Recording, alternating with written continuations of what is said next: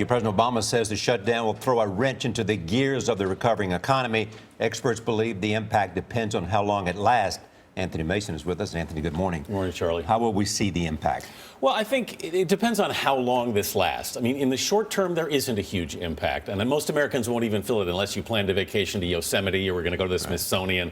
You know, you won't feel it. I mean, you're still, Social Security checks are still coming. That's the important stuff. Mail's still going to be delivered. But if this goes into a second week, things will start to change. I think the real pressure here will come from the market if it senses this is going on longer than it thought. If you look at the numbers, though, the Dow fell more and there was a longer impact on the economy from the debt limit fight, right? Rather than the last time there was a government shutdown. That's the real scary part of this. If we get to that and we don't have a resolution, you could have real panic because that brings into account financial markets. That's the Treasury market.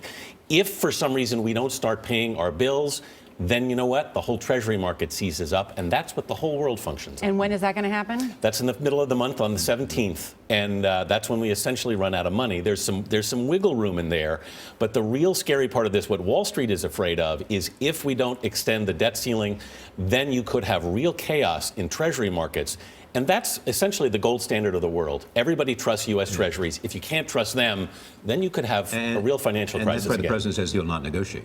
He says he won't negotiate. But, you know, I mean, look, we've been driving along this cliff road now a number of times. I think what's happened is Wall Street is thinking, you know, OK, we know how to we know where this road goes. It doesn't mean there's still not a risk. It doesn't mean you couldn't go over the side. It's really scary if we get to that debt ceiling limit and we don't extend. I do feel, though, that we've heard this song before. So as we sit here today, what should we be worried about? The average American, as you're sitting at home watching us, what do I need to be concerned about? Well, what I'm concerned about is what's the ultimate game plan from a certain element of the Republicans in Congress, because it's not clear whether they're just sort of playing with this 1 week shutdown of the government or they're looking for something bigger. Because everybody's looking at this is the first battle in a wider war, and the real war is the debt ceiling. And that's the scariest part of the whole thing, economically. The real question, the credibility of the United States. Exactly. And if that comes into doubt, then you could cause chaos in the financial markets around the entire world. Anthony, thank you.